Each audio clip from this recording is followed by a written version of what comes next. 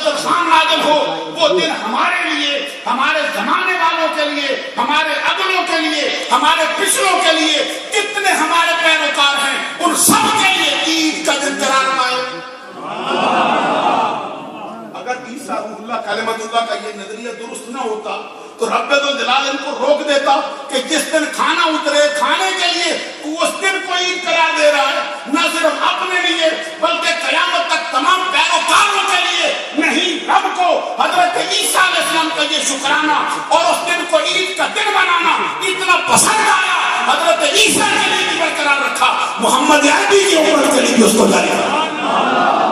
मोहम्मद अरबी की उम्मत के लिए इसलिए कि आक़ा कौनैन पर कुरान का हिस्सा उसको बनाया। हम ये कहते हैं जिस दिन खाने की नेमत उतरे अल्लाह के यहाँ, हजरत ईसा अलैहिस्सलाम के यहाँ, रब के कुरान के यहाँ, मोहम्मद अरबी के यहाँ, वो दिन ईद का दिन हो सकता है जब पूरी कायनात की सबसे बड़ी नेमत मोहम्मद की शक्ल में उतरे, वो दिन ईद का दिन तो नहीं करा। अब मैं एक हदीस आपकी खिदमत में अर्ज करना चाहता हूँ कि नबी अकरम सल्लल्लाहु अलैहि वसल्लम ने अपने मिलाद का तज़किरा खुद कब किया है, कैसे किया? जरा तवज्जो मेरी तरफ रही, सुभान अल्लाह की आवाज दिया। ये हदीस है मिस्कातुल मसाबी, सफा नंबर इसका है 513। रावी का इसमें गिरामी है हजरत इरबाद बिन सारिया। अब आप गौर फरमाए, फरमान किसका है? किसी सहाबी का नहीं, फरमान किसी ताबी का नहीं, फरमान किसी गौस कुतुब वली कामिल का नहीं, किसी मुफस्सिर कुरान, किसी शेखुल हदीस, किसी मंतकी फलसफी का नहीं। उसका फरमान है जो पूरी कायनात में रब्बुल जलाल का सबसे बड़ा महबूब। अब जरा तवज्जो, चश्मे तसव्वुर में वो मंजर ले आओ कि मस्जिद नबी का माहौल, सहाबा किराम का जुर्मट हो, दरमियान में आमिना के लाल जलवा फरमाओ। अब भी अगर चेहरे पे सलवट बाकी रहे तो आप जाने, आपका काम जाने। मैं ये अर्ज करना चाहता हूँ कि आज तो खतीब मैं हूँ, या हजरत शाहिद रज़ा मदनी साहब रहे, या कोई और हस्ती रही, सना खान मुस्तफा रहे, उस दिन खतीब कौन था? ये मस्जिद नबी का माहौल है, सहाबा कराम का जुर्मट है, खतीब कोई और नहीं, वो खतीब है जिनका फरमान है कि क़यामत का दिन आएगा, हर जुबान खामोश होगी, मोहम्मद अरबी फिर बोल रहा, सारे नबी खामोश बैठे होंगे, मैं फिर बोल रहा। वो मोहम्मद अरबी सल्लल्लाहु अलैहि वसल्लम जिनको रब ने ये मर्तबा दिया है। अभी आप तस्वीर मदार के हवाले से हदीस सुन रहे थे, मुझे भी दिल चाहा वो बयान करूं। ये मजमू ज़वाइद में जिल्द नंबर 10 में सफ़ा नंबर 165 पर किसकी रवायत से हदीस है? हजरत फारूक आज़म रज़ी अल्लाह तआला की मरवियात से ये हदीस आई है।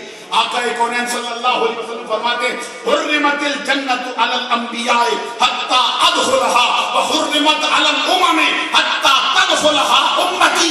हुजूर फरमाते अल्लाह की कसम, रब्बुल जलाल के सारे नबियों पर रब की जन्नत उस वक्त तक हराम रहेगी जब तक मिलाद वाला नबी मोहम्मद अरबी जन्नत में दाखिल ना हो। और ये बात तो समझ आई कि सरकार नबियों के सरदार है, सरकार नबियों के इमाम हैं, जब तक वो जन्नत में न जाए नबी जन्नत में नहीं जा सकते। फरमाया सारे नबियों की सारी उम्मतों पर उस वक्त तक जन्नत में जाना हराम रहेगा जब तक कि मेरी मिलाद मनाने वाली उम्मत जन्नत में दाखिल। अब मैं अर्ज करूंगा, जरा इसी को गौर से देखो। पहली उम्मतों में आसिफ बिन बरखिया भी है। आसिफ बिन बरखिया रज़ी अल्लाह ताला को जानते हो? वो हस्ती है जिन्होंने सुलेमान अलैहिस्सलाम के फरमान पर सर तस्लीम खान किया था और आंख झपकने से पहले मुल्क के सबा की शहजादी का तख्त उठाकर उनके सामने रखा था। वो हजरत आसिफ बिन बरखिया भी इंतजार में खड़े। वे क्यों खड़े हो? कहते दाखिला उस वक्त तक मुमकिन नहीं जब तक मिलाद मनाने वाले न चले जाए। और फिर देखो, पहली उम्मतों में सहाबे काफ भी आए। कुरान मजीद ने कौल किया है, अगरचे मुफस्सिरीन कराम ने कहा कि वो कौल अहले किताब का है। 309 बरस तक असहाबे काफ में रहे हैं। एक बरस 365 दिनों का होता है। रब कुरान में कहता है हर रोज दिन में सूरज उनके लिए 2 मरतबा रास्ते बदलता था। 365 दिनों में कितनी मरतबा सूरज ने रास्ता छोड़ा? शाश के वक्त पे आता, धूप पड़ती उन पे, रब्बुल जलाल ने फरमाया रास्ता बदल, इनको तकलीफ ना हो। फिर जोर के वक्त में आता, फिर दहाने से धूप पड़ती, रब ने फरमाया रास्ता बदल। जिनके लिए 309 साल के 365 दिनों में हर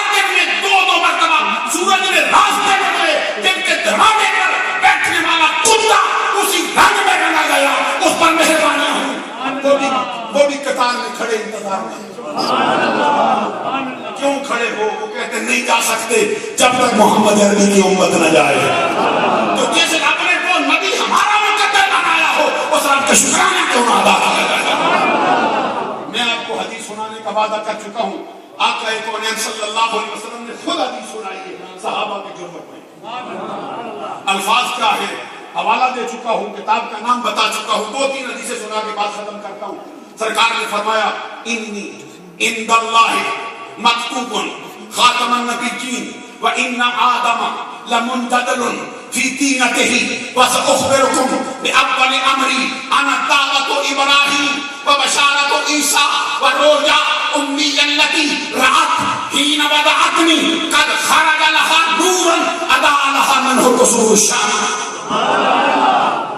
آقا کونین صلی اللہ علیہ وسلم فرماتے سنو میرا تعارف کیا ہے، میں جو تمہارا مقدر بنا ہوں مجھے رب کے ہاں کس قدر مرتبہ حاصل ہے، میں کس قدر رب کی بارگاہ میں وجاہت کے مرتبے میں رکھا گیا ہوں. حضور فرماتے ہیں اللہ کی بارگاہ میں اس وقت خاتم النبیین لکھا جا چکا تھا. کس وقت؟ جب حضرت آدم کا خمیر گوندا جا رہا تھا. اس سے اوپر صاحب مشکات نے ایک اور حدیث نقل کی، وہ بھی میلاد سے تعلق ہے. اس سے اوپر ایک اور حدیث صاحب مشکات نے نقل کی ہے، وہ بھی نبی کے میلاد سے تعلق ہے. میرا دل چاہتا ہے دونوں سنانا ہوا. سبحان اللہ کی ایک ہے نا بے خاموشی سے تقریر سناؤ. اچھا خاموشی سے تقریر اچھی رہتی ہے کیونکہ سوئے ہوئے ہو تو پھر جو مرضی بیان کرو. ہم یہ چاہتے ہیں کہ ہمارے ساتھ ساتھ سبحان اللہ تم کہو گے نا اتنی مرتبہ کتنا ثواب ہے، جھوم جاؤ گے، محفل بڑی رہے گی. اور سرکار کا اپنا فرمان ہے کہ سبحان اللہ کہنے سے یہ جو میزان کا پلڑا ہے نا ایک مرتبہ سبحان اللہ کہنے سے بھر جاتا. ایک فرمان میں سرکار نے فرمایا کہ زمین و آسمان کی وسعت میں سبحان اللہ کہنے سے رب کی نیکیوں سے بڑھ جاتی ہے. پھر تو بخاری شریف کے آخر میں جو حدیث لائے کہتے کلمتان خفیفتان علی اللسان وثقیلتان فی المیزان وحبیبتان الی الرحمن.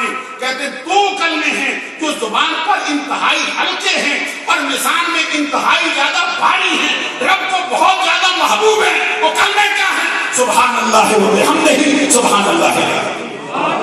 اگر اتنے محبوب کلمے جو رب کو پسند ہو وہ بھی ساتھ ساتھ بولے جائے تو محفل کیسی بات ہے. عزیزان اس کے اوپر جو حدیث آئی وہ بھی عرض کرنا چاہتے ہیں اور یہ حدیث کا مفہوم بھی سارا سنائیں گے. اس کے ساتھ 2-3 حدیثیں اور سناؤں گا میں آپ کو جو خالص میلاد کے عنوان سے. اس کے اوپر حدیث لائیں جس کے راوی حضرت ابو ہریرہ رضی اللہ تعالیٰ عنہ، وہ کہتے ہیں کہ نبی اکرم صلی اللہ علیہ وسلم کی بارگاہ میں عرض کیا گیا متا وجبت لکن نبوہ. آقا بتائیے آپ نبی کب بنے؟ بلند آواز سے کہو سبحان اللہ. اور پیچھے جو الفاظ آئے ہیں حضرت ابو ہریرہ رضی اللہ تعالیٰ عنہ کی روایت سے وہ الفاظ ہیں قالو. اور عربی جاننے والے بندوں کو معلوم ہے کہ یہ قالو قاولا سے، قاولا واو یا متحرک ما قبل مفتوح کو الف سے بدلا ہے پھر قالا ہوا. ایک بندہ کہے تو پھر قالا کہتے ہیں، 2 بندے کہے تو پھر قالا کہتے ہیں، 2 سے زیادہ بندے آئے ہوں، پورا ٹولہ آیا ہو پھر قالو کہا جاتا ہے. تو اب سرکار سے جو پوچھنے آئے تھے ان میں سے 1-2 بندے نہیں تھے، کئی بندے پوچھنے آئے تھے آقا نبوت کا اعلان تو اب کرتے ہو جو ہم نے آپ کو دیکھا ہے 40 سال کی عمر میں، ہمارا نظریہ یہ ہے اعلان اب کرتے ہو لیکن بنے اب نہیں. میں سمجھا نہیں سکا ہوں. اگر آپ کی توجہ میرے سامنے حال نہ رہے پیچھے کسی کو کام ہو تو پھر آپ ادھر کیا دیکھ رہے ہیں؟ اب میری طرف دیکھیں جو آپ کے لیے بیٹھا ہوں وہ تو آپ کے لیے تب بیٹھیں گے جب کرسی پہ آ جائیں گے. عزیزان گرامی قدر جو عرض کر رہا تھا صحابہ پوچھتے ہیں جن کے سامنے نبوت کا اعلان ہوا تھا، جن کے سامنے نبوت کا اعلان ہوا تھا وہ کہتے وہ پوچھنے آئے سرکار اعلان اب کرتے ہو لیکن ہمارا نظریہ بنے اب نہیں. یہ بتاؤ اس رات سے پردہ اٹھاؤ کب بنے ہو؟ تو جواب میں پورے قدس کی پتیوں کو حرکت ہو دی، رحمتوں کے پھول برسائے جاتے. آقا کونین صلی اللہ علیہ وسلم فرماتے کب بنا ہوں یہ تمہاری سمجھ سے بات بالا ہے، بس اتنا سمجھ لو کن تو نبیًا و آدم بین الروح والجسد. میں اس وقت بھی نبی تھا جب حضرت آدم علیہ السلام کا جسم الگ تھا، روح الگ تھا. دوسری روایت میں فرمایا کن تو نبیًا و آدم بین الماء والطین. میں اس وقت بھی نبی تھا جب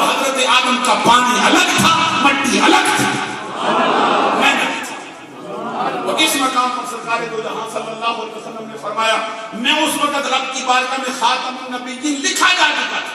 کس وقت؟ جب حضرت آدم کا خمیر بولا جا رہا تھا, حضرت آدم کا گھاڑا تیار ہوتا تھا, نہ نبی تھا. اور اس مقام پر مجھے ایک اور روایت یاد آئی ہے. یہ روایت ہے, یہ کتاب ہے جو مولانا اشرف علی تھانوی صاحب نے لکھی ہے. کتاب کا نام ہے نشرتی بذکر النبی الحبیب. یہ لکھنے والے علماء دیوبند میں مولانا اشرف علی تھانوی, اور کتاب کا عنوان کیا ہے؟ میلاد نبی. یہ میلاد النبی کے عنوان سے کتاب لکھی گئی ہے. عزیزان گرامی قدر, ہم یہ عرض کرنا چاہتے ہیں جب میلاد پر کتابیں لکھنا جائز ہے. اشرف علی تھانوی صاحب نے بھی لکھی, عبد الماجد دریا آبادی نے بھی لکھی, قاضی سلیمان منصور پوری نے بھی لکھی, نواب صدیق حسن بھوپالی کی کتاب بھی مشہور ہے جس میں وہ کتاب کا نام رکھا ہے یہ الشمامۃ العنبریہ من مولود خیر البریہ. توجہ رکھو, ہم کہتے ہیں جب میلاد پر کتابیں لکھنا جائز ہے تو وہ کتابیں مجمع عام کے سامنے پڑھ کر سنانا کیوں جائز ہے؟ میں نہیں سمجھا سکتا. آپ توجہ فرمائیں تو یہ بات بڑی آسانی سے حل ہو سکتی ہے. جب کتاب کے میلاد کے عنوان سے کتابوں کی تحریریں لکھنا, کتابیں قائم کرنا جائز ہے تو وہ کتابیں مجمع عام کے سامنے پڑھ کر سنانے پر کیسے پابندی لگائی جا سکتی ہے؟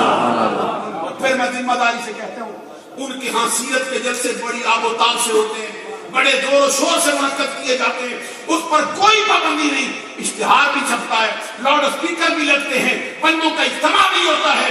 کبھی آپ دیکھتے ہیں پاکستان کی سرزمین پر پریزیڈنٹ ہاؤس کے اندر بھی سیرت کا جلسہ ہوتا ہے, پارلیمنٹ ہاؤس کے اندر بھی سیرت کا جلسہ ہوتا ہے, پرائم منسٹر ہاؤس کے اندر بھی سیرت کے جلسے ہوتے ہیں, علماء بھی آتے ہیں, لوگ بھی بیٹھتے ہیں, کھانے بھی پکتے ہیں, سارا جلسہ کرنا جائز ہے. تو میلاد کا جلسہ جائز نہیں. میں یہ کہنا چاہتا ہوں بڑے سادہ سے انداز میں آپ کی خدمت عالیہ میں کہ سیرت کی کوئی ایک کتاب ہم کو دکھاؤ جو سیرت پر مکمل ہو, اس میں نبی کے میلاد کا ذکر نہ آیا. غور تو کرو نا بات. ہم یہ کہتے ہیں عربی زبان میں لکھی گئی ہو, فارسی میں لکھی گئی ہو, اردو میں لکھی گئی ہو, انگریزی زبان میں لکھی گئی ہو, کسی زبان کے اندر سیرت کی کتاب ہو. میں کہتا ہوں قاضی سلیمان منصور پوری وہابیوں غیر مقلدین کا بہت اونچے درجے کا سیرت نگار ہے, اس کی رحمت اللہ علیہ اٹھا کے دے, اس نے ایک ایک جگ محمد عربی کی بدعش کی اور یہ بھی لکھا اتنے بچ کر اتنے منٹ میں پیدا ہوئے.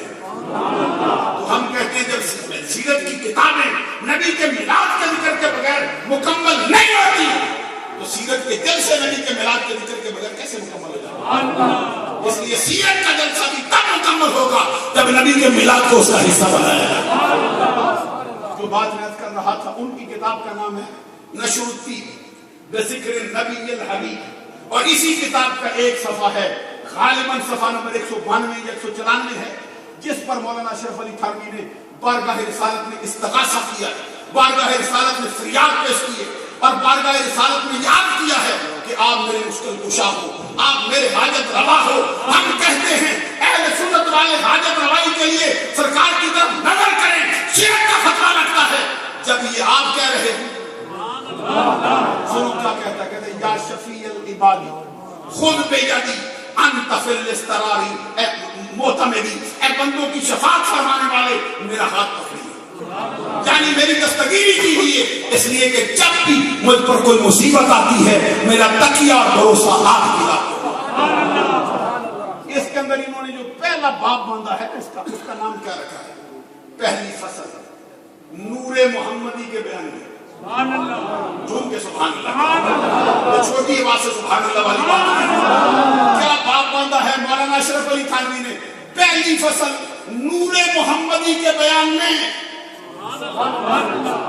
آج ان کے سارے مولوی تقریریں کرتے ہیں یہ بشر نور ہو ہی نہیں سکتا, یہ دو متضاد باتیں, بشر نور ہو ہی نہیں سکتا. تو میں نے کہا عثمان کو تو خود ذو نورین کہتا ہے, چہرے پہ سلوٹ اترے تو بات سمجھ آئے گا لوگوں کو. بھائی وہ خود کہتے ہیں بشر نور ہو ہی نہیں سکتا. تو کمال کی بات یہ ہے حضرت عثمان غنی کی باری آئے تو سارے ممبروں پہ چڑھ کے تو عثمان ذو نورین ان کے ذرا سبحان اللہ کہے, ان کا ذکر سے نفرت کا حسن دوبارہ ہو جائے. عثمان ذو نورین کیا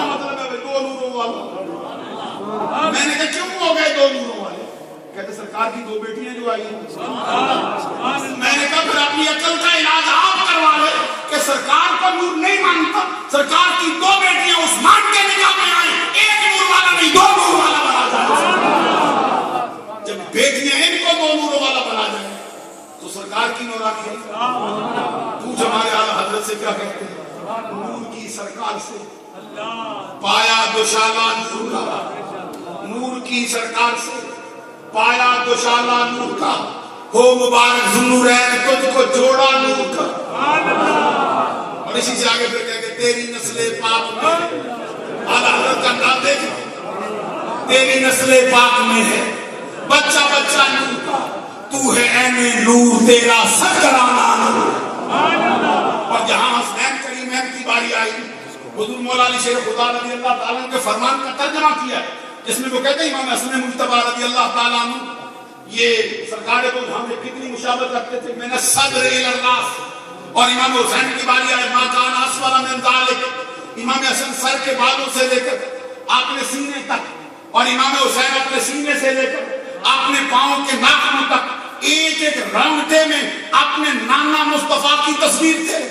اعلیٰ حضرت کا انداز دیکھ کیا کہتے ہیں, کہتے ایک سینہ تک مشابہ, ایک وہاں سے پاؤں تک, حسن سبتین ان کے جاموں میں ہے نیما نور کا, صاف شکل پاک ہے دونوں کے ملنے سے عیاں, خطے توام میں لکھا ہے تو برکا نور کا.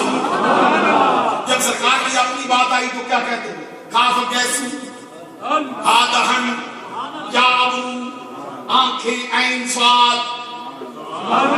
سر کے ساتھ ساتھ زبان بھی ہلاؤ نہ مجھے کاف کیسو, یہ سمجھے گا کوئی جو خطاط ہو, یہ خطاط ہو جو لکھتا ہے کاف, نستعلیق جانتا ہو, یہ عربی جانتا ہو, شکستہ خط جانتا ہو.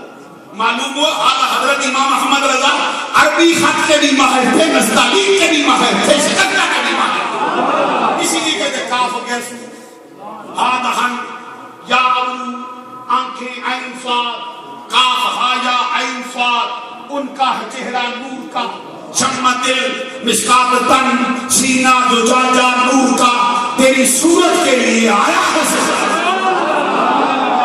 پھر عثمان غنی بھی آیا نظر تھوڑی دیر کے لیے, عثمان ذوالنورین, یہ زو ہے نا زو, شاید رضا صاحب مدنی اور دیگر علماء جو عربی کے ماہر ہیں وہ جانے گے, یہ اسماء ستہ مکبرہ میں سے 6 ہوتے ہیں, ابن, اخن, خامن, حامن, انن, زو,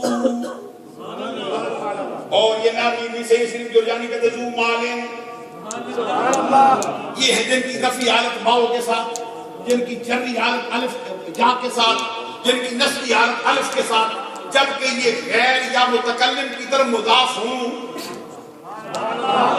اسی لیے آپ دیکھتے ہیں کبھی کہتے ہیں قال ابو بکر, یہ رفعی حالت, کبھی کہتے ہیں ان ابا بکر, یہ نسبی حالت, کبھی کہتے ہیں ان ابی بکر, یہ جری حالت, کہتے کبھی کبھی ابو, کبھی ابا, کبھی ابی.